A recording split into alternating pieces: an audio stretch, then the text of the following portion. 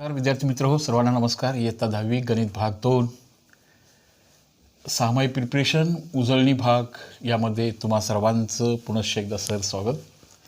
आपण सहामाहीच्या प्रिपरेशन करता प्रकरण क्रमांक 1, 2, 3चे काही प्रश्नांची रिवाईज करत आहोत, जेणेकरून सहामाही परीक्षेला करता बोर्ड परीक्षा करता आपल्याला स्ट्रॉंगली प्रिपरेशन करून परीक्षेला सामोरं जाता येईल, अशी त्या पाठीमागची भूमिका आहे.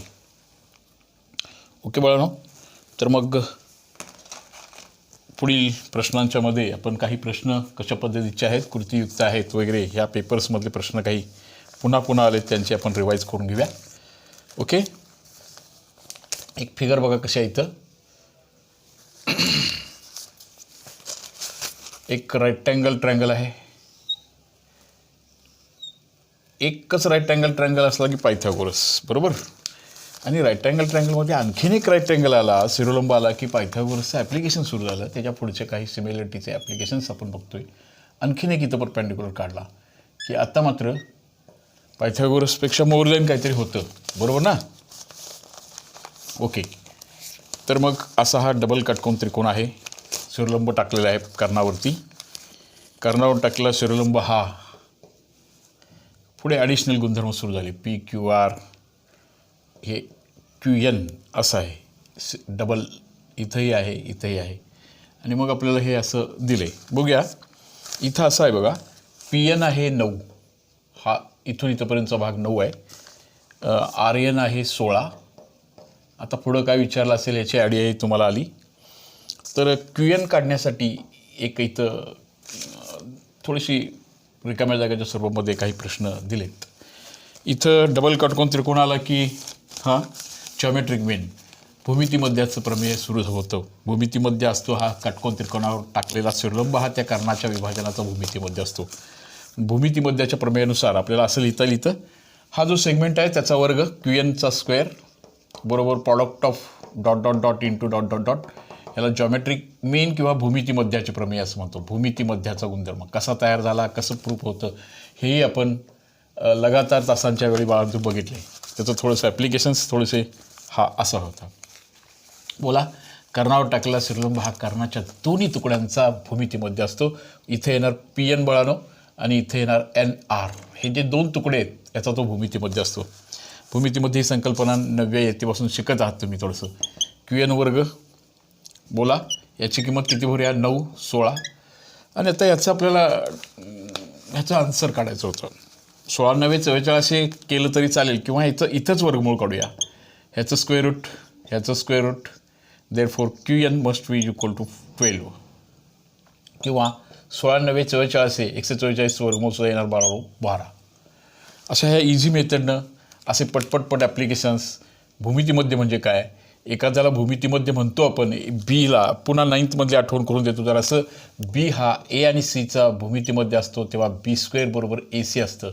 परंपरित प्रमाणात गुणोत्तर प्रमाण ह्या लेसनमध्ये हा भाग येऊन गेला होता. 9वीचाही भाग बाळांनो हा धडा संपूर्णपणे आपण पाठीमागच्या तुम्हाला 10वीच्या मुलांना पुन्हा रिवाईज करता येईल यासाठी 9वीच्या गणित मैत्रीवरती पाठवलं आहे. एकदा जरूर बघा अशी रिक्वेस्ट आहे तुम्हाला. ओके बाळांनो, तर मग आता अशा प्रकारचे जे सम्स पुन्हा पुन्हा परीक्षेमध्ये आलेत त्याचा थोडासा भाग आपण बघत आहोत. तो भाग आपण करत पुढे जातो. ओके, तर असं काही एक्झाम्पल्स आपण सॉल्व करत करत पुढं चाललो आहे. करायचे आहेत पुढचे प्रॉब्लेम्स अगदी. ओके ओके, तर मग पुढे जाऊया. सर्व मित्रांना चांगल्या सहकार्याबद्दल विशेष आभार. बघता आहात दररोज, त्याबद्दल धन्यवाद. कमेंट्स करतात, गणित मैत्रीला सबस्क्राईब करत आहात, मित्रांना सांगत आहात, त्याबद्दल तुम्हा सर्वांचं धन्यवाद. असं थोडंसं ऑनलाईन आणि ऑफलाईनचं मिक्सिंग करून बाळांनो आपण ह्या वर्षाचा अभ्यासक्रम व्यवस्थितरित्या पूर्ण करूया. काही आव्हानात्मक प्रश्न, काही न्यू प्रश्न जे आहेत त्याचा सराव करूया. काही प्रश्नांना बाळांनो ना ते लागतंच की आता हा एक प्रश्न पण पुन्हा पुन्हा परीक्षेत आला आहे. मी मेजर प्रॉब्लेम कोणते बोर्ड परीक्षेमध्ये आणि सामायिक परीक्षेला रिपीट झाले ते घेतो आहे.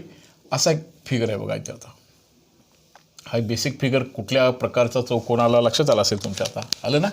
हा कुठल्या प्रकारचा चौकोन आहे बाळांनो, हा यस ट्रॅपिझम आहे. याचे दोन कर्ण एकमेकांना इंटरसेक्ट होतात. ही पण फिगर फार ए डी इथं पी आहे, इथं बी आहे, इथं सी आहे. हा थोडासा फेंट उठतोय. हा जो डायगोनल आहे असा आहे बघा.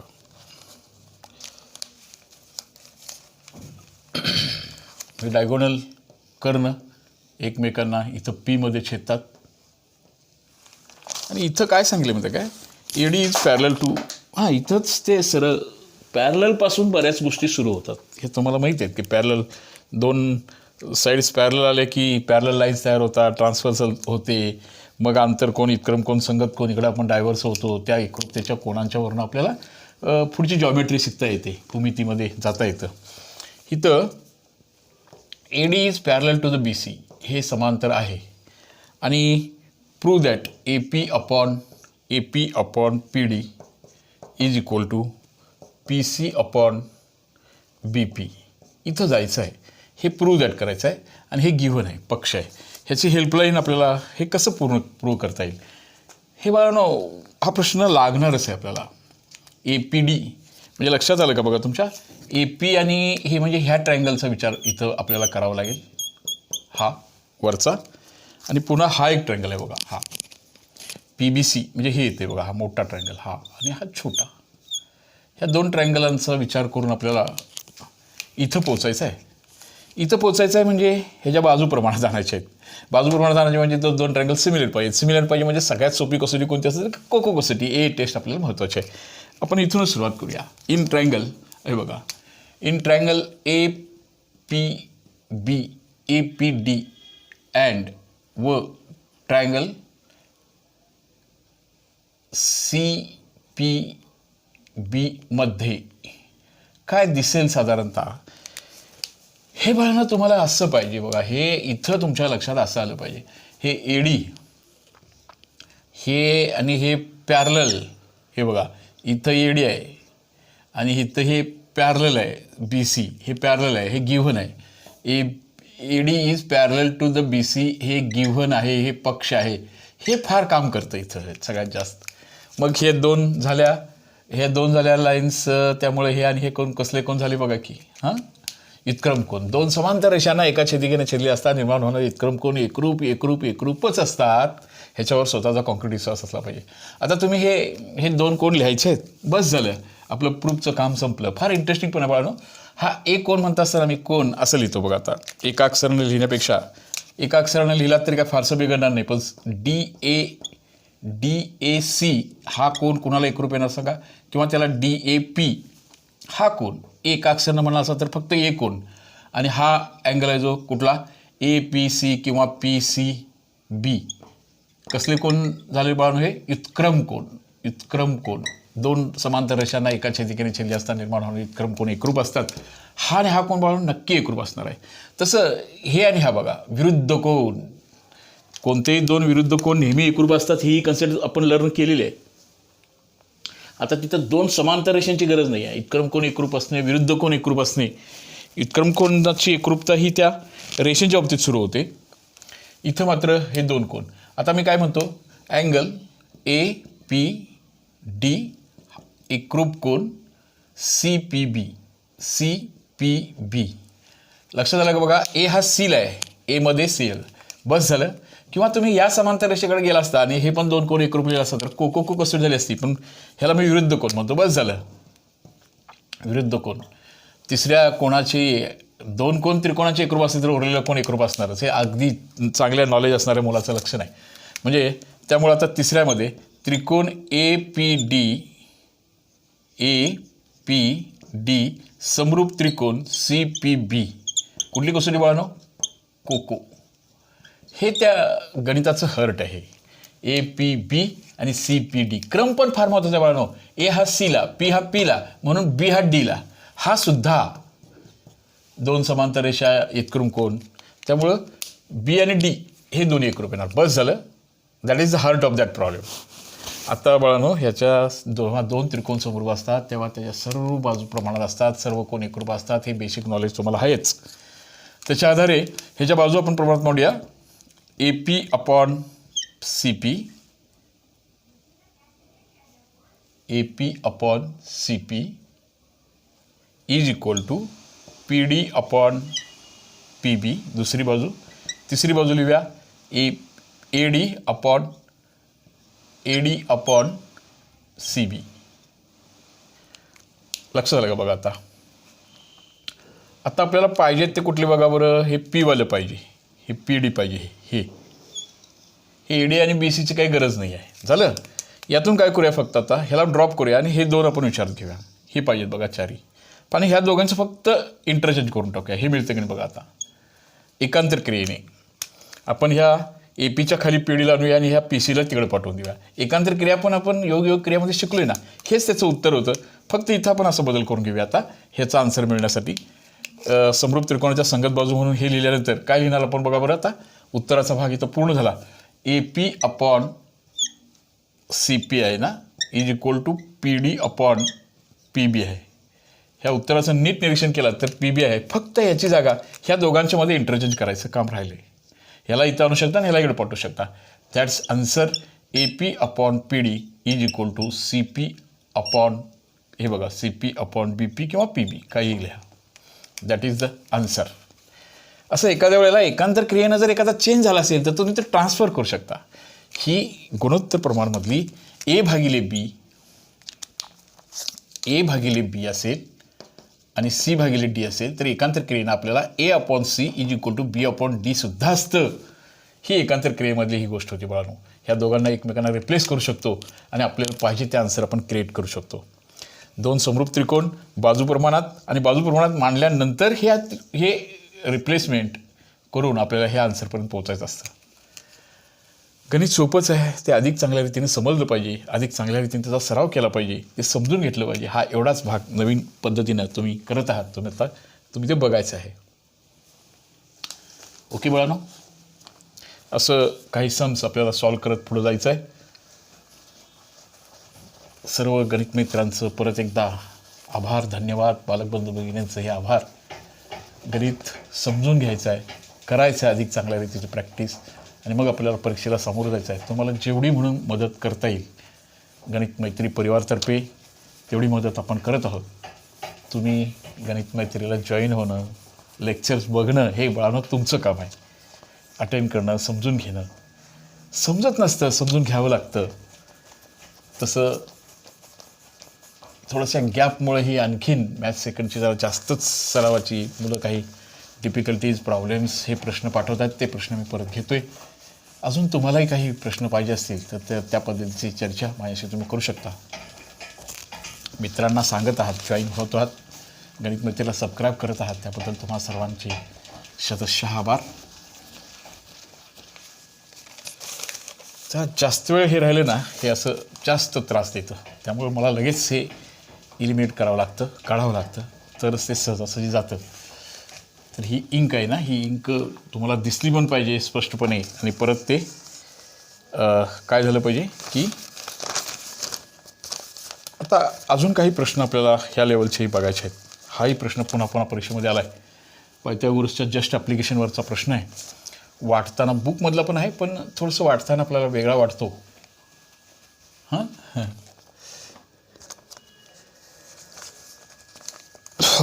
चला तर मग एक फिगर आहे, राईट अँगल ट्रायंगलचीच आहे. म्हणजे पायथागोरसचं ॲप्लिकेशन असणार याची ओळख तुम्हाला होती. इथं हा 90चा अँगल आहे. त्याचं नाव बेसिक ट्रायंगलचं नाव ABC असं आहे. हां, त्याच्यानंतर तिथं दोन मीडियन्स काढलेत. यम हा ह्याचा मिड पॉईंट आहे ABचा आणि त्यामुळे इथं CM जॉईन करून टाकायचं आहे. त्यामुळे ही CM ही झाली मीडियन झाली. त्यानंतर ACची पण एक मीडियन काढलेली आहे. ACची इथं हा मिड पॉईंट आहे. हे दोन्ही सेगमेंट सारखे आहेत आणि त्यामुळं हा जो आहे ना, हा पण मिड पॉईंट काढला आहे. आणि we have to prove that. काय प्रूव्ह दॅट काय सांगितलं बघा. 4 टाइम्स BL²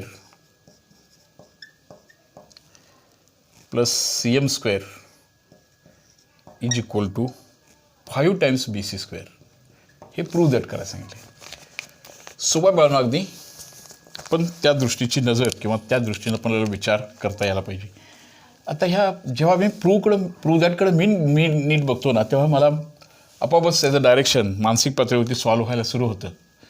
आणि मग मानसिक पातळीवरती बघत असताना BL² हवा आहे ना, मग माझं लक्ष फक्त त्या BL हा हायपोटेनस असलेल्या कर्णाकडे आहे बघा.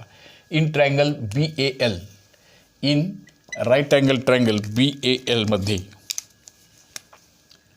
इन ट्रायंगल BAL मध्ये पायथागोरसच्या प्रमेयानुसार इन ट्रायंगल BAL बाय पायथागोरसच्या प्रमेयानुसार हा BL² कर्णाचा वर्ग हा बाजूवर्ग अधिक बाजूवर्ग असतो. AB वर्ग लिहू, ठीक आहे, किंवा BA वर्ग चालला असतं. आणि AL वर्ग सिमिलरली त्याच पद्धतीने आणखीन CM² बघा हेचं काम झालं. आता इथं जाऊया. CM² इज इक्वल टू, हा पण हायपोटेनस आहे बघा, हा पण त्याचा कर्ण आहे असा, हा is equal to AC² plus AM² होतं. हे असं बरं काही मार्क्स आपल्याला मिळवलं सुद्धा आपण. आता BL झाला, CM झाला, ह्या आन्सरकडे मी पुन्हा बघतोय तेव्हा त्याचं आपल्याला याचं 1 आणि 2चं ॲडिंग करून घ्यायला पाहिजे. तेच पाहिजे ना, म्हणजे उत्तर त्याशिवाय निर्माण होणार नाही. तो भाग आपल्याला तयार करायचा आहे असं होणार.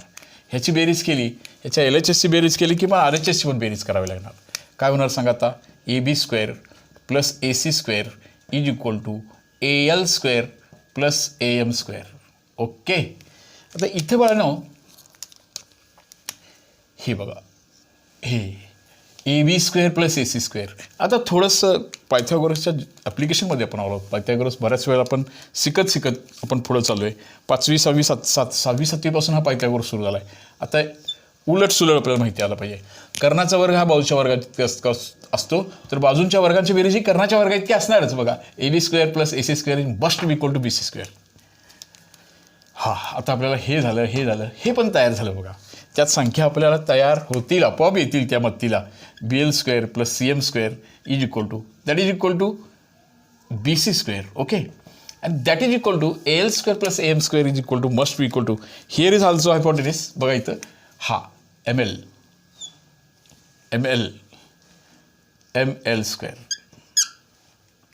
आता कोण पाहिजे उत्तरामध्ये, 1 पाहिजे, 2 पाहिजे, 3 पाहिजे, हा नको बघा ML. अजून एक गोष्टीचं लक्षात द्यावं बघा, तुमच्या त्रिकोणाच्या मध्यबिंदूंना जोडणारा रेषाखंड, त्रिकोणाच्या मध्यबिंदूंना 9th मधला त्रिकोणाच्या मध्यबिंदूंना जोडणारा रेषाखंड हा समजा हे ABC असेल,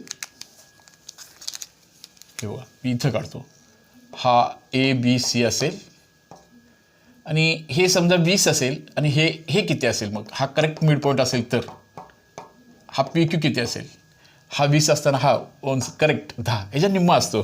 म्हणजे ML हा सुद्धा BCच्या निम्मा असतो. हा 9th स्टँडर्डमधलं प्रमेय होतं बाळांनो, त्याची मी आठवण करून देतो. म्हणजे त्याची मदत घेतली तर आणखीन सोप्या रीतीनं, म्हणजे ह्याच्यापेक्षा हे गणित आपण ह्याच्यापूर्वी सोडवलं आहे एक्झरसाईजमध्ये, मिसलेनियसमध्ये, पण थोडंसं वेगळ्या पद्धतीनं होते. BL² plus CM² is equal to, हा BC² आहेच आणि ह्यालासुद्धा हा BCच्या निम्मा असणार आहे.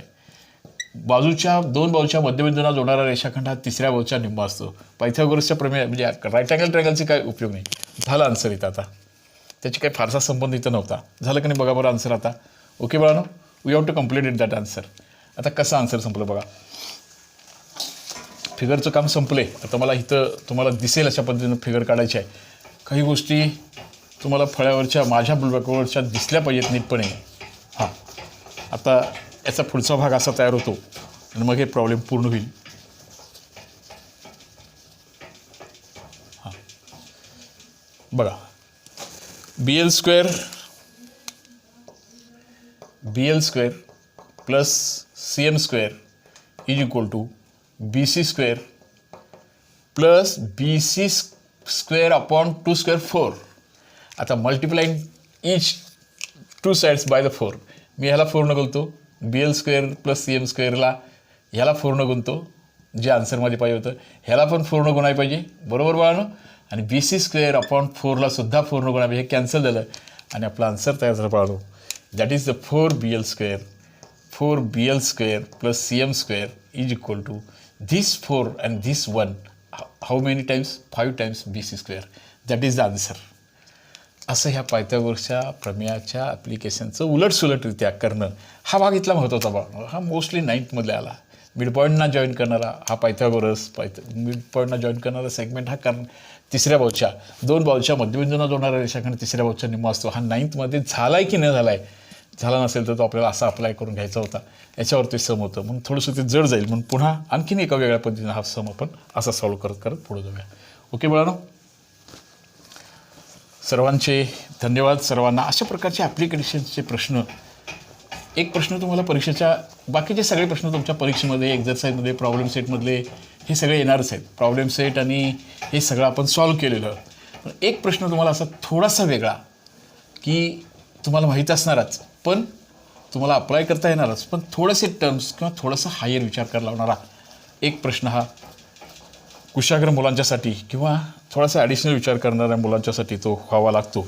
आता कोणत्या प्रकारचा प्रश्न आहे, तसं तो जुन्या अभ्यासक्रमामधलं गणित एक नवीनमध्ये तुम्हाला बोर्ड परीक्षेच्या दृष्टीने महत्त्वाचं असणार आहे. आणि थोडंसं मुलांना प्रश्न शंका असतात की सर पेपरमधले प्रश्न हे पुस्तकातले हो पुस्तकातलेच असणार आहे, अंकसुद्धा पुस्तकामधलेच असणार आहेत.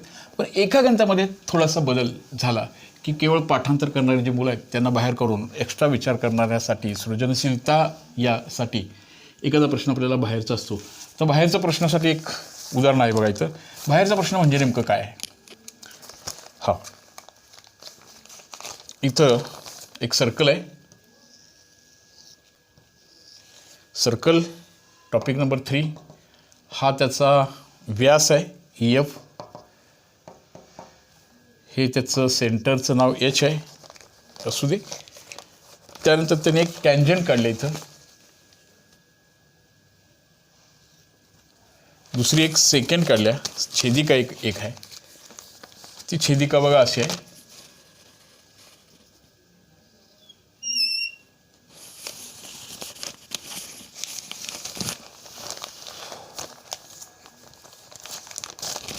इथं सुद्धा ह्या फिगरकडे नीटपणे बघितल्यानंतर थोडंसं कोणत्या प्रॉपर्टीज आपण वापरू शकतो. G आहे इथं D आहे. आणि आपल्याला प्रूव्ह दॅट काय करायला सांगितलं बघा. Prove that DE into GE is equal to 4R². आता लक्षात आलं तुमच्या, हे आपल्याला प्रूव्ह करायचं आहे. हे R² कुठून आलं लक्षात आलं का. 4R² कुठून आलं असेल. ही रॅडियस असणार ना. Radius is given here R. हा आणि हा जो अँगल आहे F हा शुअरली 90चा असणार. स्पर्शिका लंब त्रिज्या, वर्तुळाची स्पर्शिका ही त्रिज्येच्या बाहेर टोकाशी नेहमी लंबरूप असते. हे थेरम्स आपण सर्कलमध्ये नीटपणे बघितलो आहे, काउंट केलो आहे, मोजलो आहे सुद्धा याचं करेक्टली फिगर्सनं. एखादी टँजंट असेल, स्पर्शिका असेल, ती त्रिज्येच्या बाह्य टोकाशी लंबरूप असते. यासाठी हे प्रमेय, हे थेरम आपण बघितलेलं आहोत. असं ही स्पर्शिका आणि ही त्रिज्या यांच्यामधला कोन, ही स्पर्शिका आणि ही त्रिज्या यांच्यामधला कोन हा एक्झॅक्टली 90चा असतो. हा थेरम आपण लर्न केला याच्यापूर्वी.